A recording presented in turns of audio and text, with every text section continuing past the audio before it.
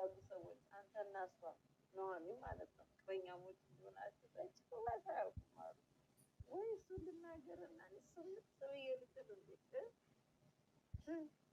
ሂጂና ተናገሪያ። ከዛ ይመጣብሽ ነው ዝም በል እባክህ። ሳስሙሪን ሰጣት ማንም አይፈራም። እሺ አንቺ ኑሐሚን የምልሽ አቶ ለይኩን አይመጣም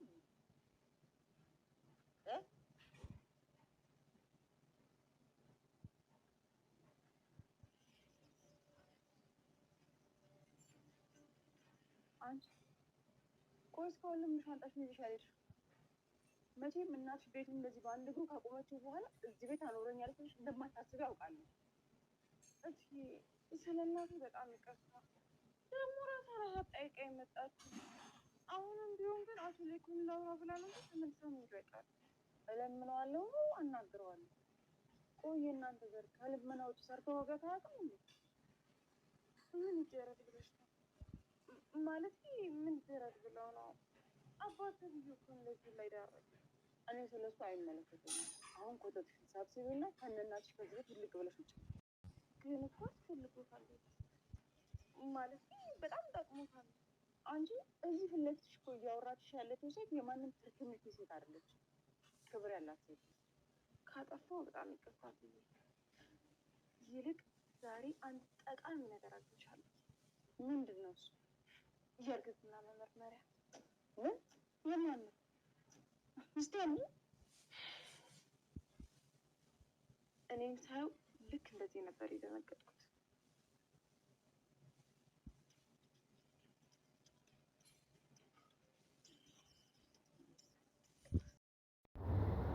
እየፈለጉ እንደሆነ ስቲል ነው ባይታወቅም እየገቡ ህይወቷን እያመሰቃቀሉ ነው ያሉት እና ይሄም እንግዲህ ከስራቸው እንዲቆጠቡና ኑሐሚን ደግሞ ለቅሶዋ ሰልችቷል።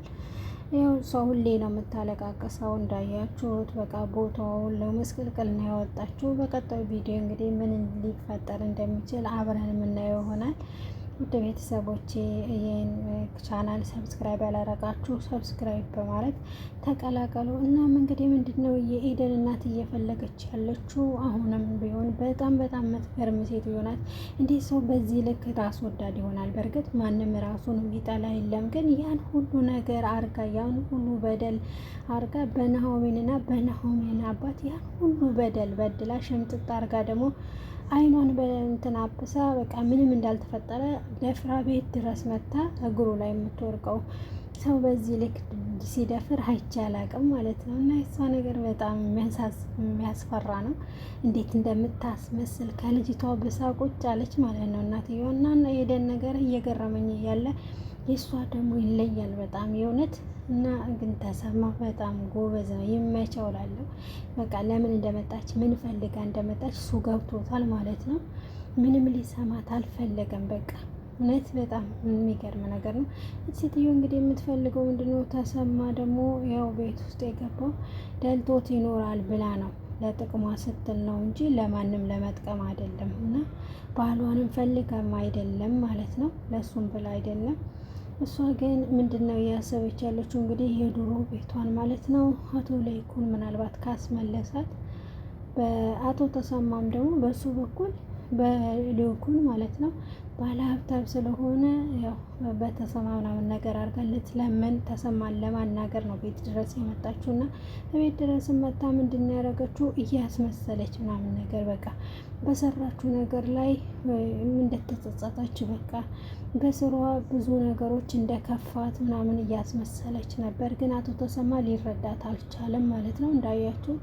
እንዲሁም አርጋ ደግሞ ተሰማም እንደዛ ብሏት ከቤት ልትወጣ አልቻለችም። በቃ አይነ ደረቅ ማለት ነው። በጣም ደፋር ናት እና በጣም ይገርማል። ይሄ ያረቄ እንግዲህ በጣም የሚገርም ነገር ነው እና እዩት ማለት ነው። መጨረሻ ላይ እንግዲህ ያቺ ዝናሽ ተብዬዋ ለይኩን ደውላ ነበር ማለት ነው። ለይኩን ደግሞ ሰምቶ እሱም ምንም ደስ ያለው ነገር የለም ማለት ነው። ይሄ መጥቶም እንግዲህ እሱን አናግራለሁ እያለች ነው እና ይህንም ነገር እንግዲህ ምን ሊፈጠር ይችላል ብላችሁ ታስባላችሁ? በቀጣይ ክፍል አብረን የምናየው ይሆናል። ከስር ከስር እንከታተላለን። ምናልባት አቶ ሊኩን ጥሩ ሰው ስለሆኑ ጥሩ ምላሽ ሊሰጧት ይችላሉ ብዬ አስባለሁ። የሚሆነውን ነገር እንግዲህ በቀጣይ ክፍል የምናየው ይሆናል። ውድ ቤተሰቦች እስከዛው ድረስ ይህን ቻናል ሰብስክራይብ እያደረጋችሁ አሳድጉ።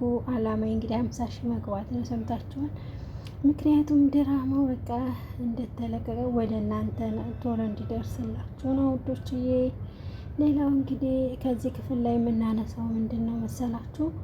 አሁን በዚህ ድራማ ላይ ማለት ነው የዝናሽ ነገርም በጣም አሳሳቢ ላይ ደርሷል። ምክንያቱም ዝናሽ ልጅ አላት፣ ለዛውም ትልቅ ልጅ ማለት ነው። ከነናሁም እና ከናሁም አባት ከማግባቷ በፊት ሌላ ልጅ የወለደችው አላት ከሌላ ማለት ነው። እና ይችም አሁን እየቀለደች ከውጭ እያሳደገች ማንም ሳያውቅባት እያኖረች እያሳደገች ነው ያለችው። እስከ መጨረሻ ግን በናሁሜ እጅ ላይ ወድቃለች ማለት ነው።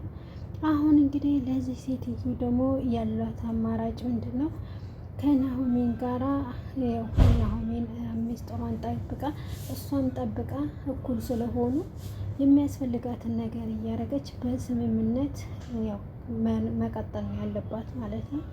በዚህ ጉዳይ እንግዲህ ተስማምተዋል ሁለቱ ማለት ነው። ናሁሜን እንግዲህ ገንዘብ አትፈልግም። እች ሴትዮ የምትፈልገው ምንድን ነው? ብር እሰጥሻለሁ ከኔ ጋር አጋው ከኔ ቤት ሩቅ ዳቂ ሁልቅ ቀበይ ነው የምትላት ፍላጎቷ። ግን ናሆሜ ደግሞ እንደዛ እየፈለገች አይደለም። ናሆሜ የምትፈልገው ምንድን ነው? አንደኛ አባቴ ማክበር ነው ያለብሽ፣ ሁለተኛ እኔንም ደግሞ ለእኔ ክብር መስጠት ነው ያለብሽ ነው ያለቻት። ናሆሜ እንግዲህ ይመቻት።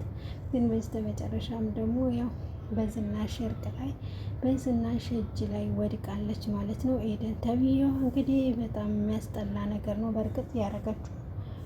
በቀጣይ ቪዲዮ እንግዲህ የምናየው ይሆናል። ሁሉንም ነገር ምን እንደሚፈጠር እናየዋለን ማለት ነው። እስከዛው ድረስ በያላችሁበት የዓለም ጥግ ሁሉ ሰላማችሁ ይብዛልኝ። ቻው ውዶቼ፣ አመሰግናለሁ።